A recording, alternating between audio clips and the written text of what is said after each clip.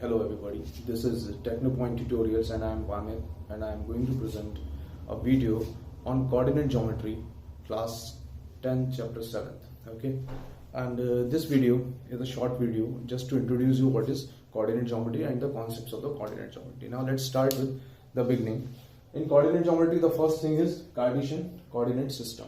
Okay, you must have studied in class 9th also. आपने class 9 में पढ़ा है कि कार्टेशियन कोऑर्डिनेट सिस्टम क्या होता है, कोऑर्डिनेट ज्योमेट्री के बारे में पढ़े। जैसे क्या होता है उस क्लास में कि हमारे पास एक लाइन ऐसी होती थी और एक लाइन ऐसी होती थी, ये दोनों लाइंस एक दूसरे से परपेंडिकुलर होती थी। तो ये लाइन हम x के नाम से डिनोट करते थे, इस लाइन को हम y के नाम से डिनोट करते थे। ये जो फॉर्म होता है हमारा, this is called as Cartesian coordinate system. Okay, अब ये किस चीज में यूज होता है? ये होता है पॉइंट्स को लोकेट करने के लिए use. For example, if you want to locate a point, अगर आपको कोई पॉइंट यहाँ पर लोकेट करना है, जैसे कि आपसे अगर क्वेश्चन में दिया हुआ है कि for example a point is there which is at a distance of 2 units from x axis and 3 units from y axis like this, so you can locate the point like this, 2 points from x axis and 3 units from y axis, so this will be the point. तो to locate a point we use this Cartesian coordinate system to locate a point. So this is called as Cartesian coordinate system. It's very simple. Okay, now let's move to next part. What are quadrants? Quadrants क्या होते हैं? Quadrants क्या होते हैं? ये जो हमारा Cartesian coordinate system होता है, ये प्लेन को 4 पार्ट्स में डिवाइड करता है, 4 पार्ट्स में। This is first part, this is second part, this is third part and this is fourth part. In 4 parts की सीक्वेंस ऐसे ही रखनी है, हम ऐसे नहीं रख सकते हैं कि 1 2 3 4। We'll show them like this only, 1 2 3 4, ऐसे ही हमें इनको डिनोट करना है। तो this is called as first quadrant, this is called as second quadrant, this is first quadrant, this is second quadrant, this is third quadrant and this is fourth quadrant. So these are the quadrants. Okay, now let's continue with this. After quadrants what comes next? Axis. अभी मैंने जैसे आपको बताया था कि 2 axis होती है हमारे पास। एक एक्सिस जो होती है उसको हम बोलते हैं एक्स एक्सिस, दूसरी एक्सिस जो होती है वाई एक्सिस होती है। ये पॉजिटिव साइड होता है एक्स एक्सिस का, this side is positive and this side is negative of X axis. This side is positive of Y axis and this side is negative of Y axis. Okay, we denote this point as X dash and we denote this point as Y dash. Now X axis is also called as abscissa.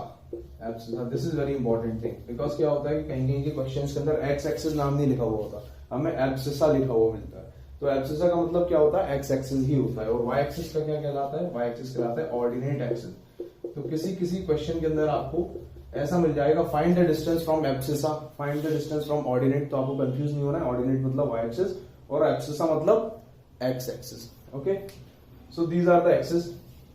Now let's move to next part. So our next part is distance formula. जैसे कि हम देखते हैं कि हमारा Cartesian coordinate system जो होता है, इसके अंदर हमने लास्ट क्लास में पढ़ा था, क्लास 9 में, कि पॉइंट को लोकेट कैसे करते हैं, किसी भी पॉइंट को सुपरपुट कैसे करते हैं। ठीक है, अब अगर फॉर एग्जांपल हमने 2 पॉइंट्स यहां पर लोकेट कर दिए, this point A and this is point B.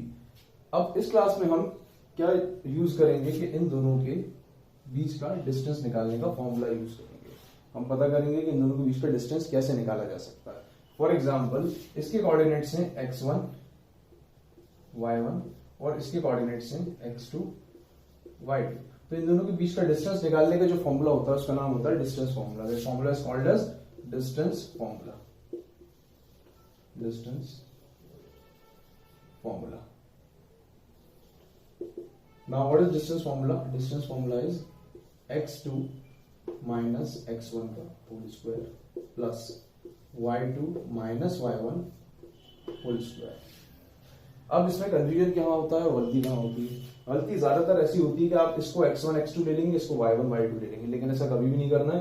First point x1 जो पहले लिखा होता है वो x वाला कोऑर्डिनेट होता है, जो बाद में लिखा होता है वो y वाला कोऑर्डिनेट होता है। हमेशा ऐसे लेना है, x1 y1 x2 y2। इसको ऐसा भी नहीं ले सकते कि x1 यहाँ ले लिया और y2 यहाँ ले लिया और x2 यहाँ ले लिया और y1 यहाँ ले लिया, तो गलत हो जाएगा। We have to take it like this only. ये पहला वाला कोऑर्डिनेट x1 y1, इसको x2 y2। अच्छा, ऐसा कर सकते हैं हम कि इसको x1 y1 बोल दें और इसको x2 y2 बोल दें, इनको इंटरचेंज कर सकते हैं। x2 y2 इधर आ सकता है, x1 y1 उधर जा सकता है, पर इसमें क्रॉस नहीं कर सकते कि x1 यहां लिख दिया और y2 यहां लिख दिया और x2 यहां लिख दिया और y1 यहां लिख दिया। ऐसा कर देंगे तो गलत हो जाएगा। हमें इस चीज का ध्यान रखना है कि यहां पर जो पॉइंट्स है वो x1 y1 वाले हैं, यहाँ जो पॉइंट्स हो x2 y2 वाले, इनको इंटरचेंज आप कर सकते हैं। हम डायरेक्टली फॉर्मूला पुट करेंगे वैल्यूज, तो डिस्टेंस दोनों के बीच का निकल कर आ जाएगा। ये हम क्वेश्चन से उस पर ट्राई करेंगे, तो उसके अंदर मैं बताऊंगा डिस्टेंस कैसे निकालना है। It's very easy formula. तो इसके बेसिस के ऊपर जो क्वेश्चंस बनते हैं वो थोड़ा सा मुश्किल बनते हैं कभी कभी, ठीक है, कॉम्प्लिकेटेड भी बन जाते हैं कभी कभी क्वेश्चंस। चलिए, इसके बाद डिस्टेंस फॉर्मूला के बाद आता है हमारे पास सेक्शन फॉर्मूला। अब सेक्शन फॉर्मूला क्या होता है? तो सेक्शन फॉर्मूला, फॉर एग्जाम्पल अगर हमारे पास दो पॉइंट्स हैं, this is point A and this is point B.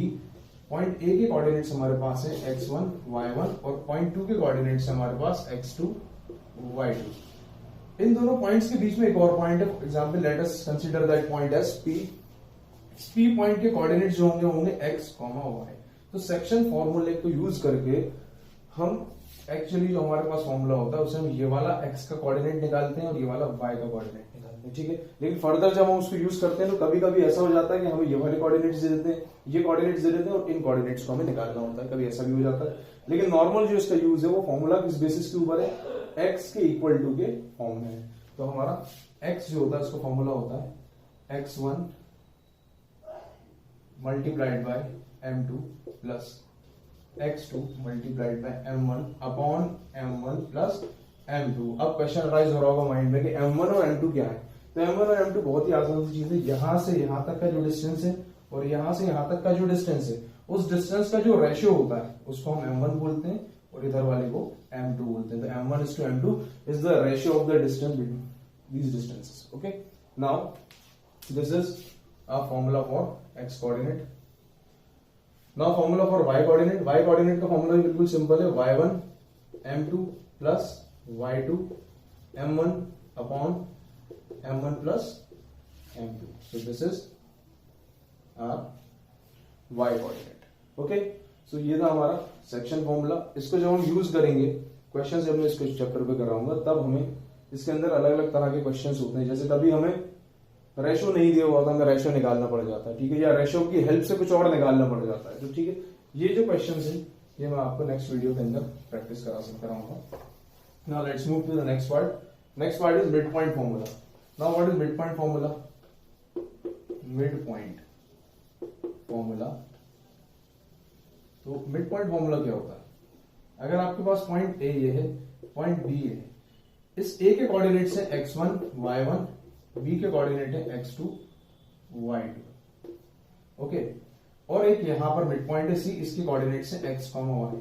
आपको इसका x वाला कोऑर्डिनेट पता करना है कि कितना होगा, क्या वैल्यू होगी। तो बहुत ही सिंपल है, x is equal to x1 plus x2 upon 2 और y is equal to y1 plus y2 upon 2। ये x का फॉर्मूला हो जाता है और ये y का फॉर्मूला हो जाता है। पर ये हम सिर्फ कहां अप्लाई कर सकते हैं? जब ये मिड पॉइंट हो। मिड पॉइंट कैसे आइडेंटिफाई करोगे आप लोग? ये मिड पॉइंट है, तो मिड पॉइंट के लिए नॉर्मली आपको मालूम है अगर ये मिड पॉइंट होगा तो यहां से लेके यहां तक का डिस्टेंस और यहां से लेके यहां तक का डिस्टेंस क्या होगा? इक्वल होगा। तो मिड पॉइंट के जब रेशियोज निकल कर आएंगे, यानी कि m1 और m2 जो इससे पहले मैंने आपको बताए थे, तो वो m1 और m2 की दोनों की वैल्यू क्या होगी? सेम होगी। अगर m1 और m2 की वैल्यू सेम है, यानी कि 1:1 एंड 2:2 3:3 ऐसी कुछ वैल्यू दी हुई है, तो वो हमेशा क्या होगा? मिड पॉइंट होगा। Okay, so this is our mid point formula.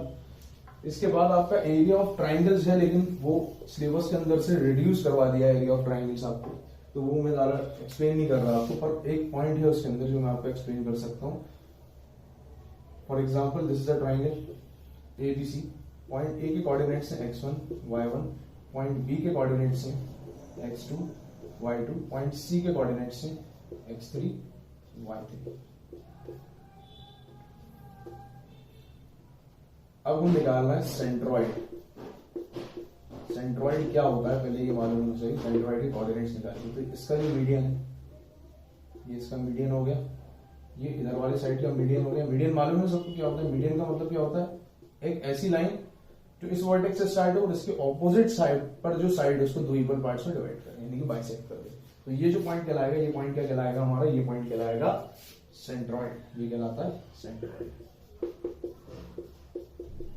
अब सेंट्रॉइड के भी कोऑर्डिनेट्स होते हैं, तो सेंट्रॉइड के कोऑर्डिनेट्स को अपन यहां पर x, y मान लेते हैं। तो सेंट्रॉइड का जो x कोऑर्डिनेट होता है उसका फॉर्मूला होता है x1 plus x2 plus x3 upon 3। और सेंट्रॉइड का जो y वाला कोऑर्डिनेट होगा, y वाले कोऑर्डिनेट का फॉर्मूला होता है y1 plus y2 plus y3 whole upon 3. So this is the formula for centroid. Okay. तो इस चैप्टर के इंट्रोडक्शन में सिर्फ इतना ही है. If you enjoyed the video, then please like and subscribe my channel. Thank you so much.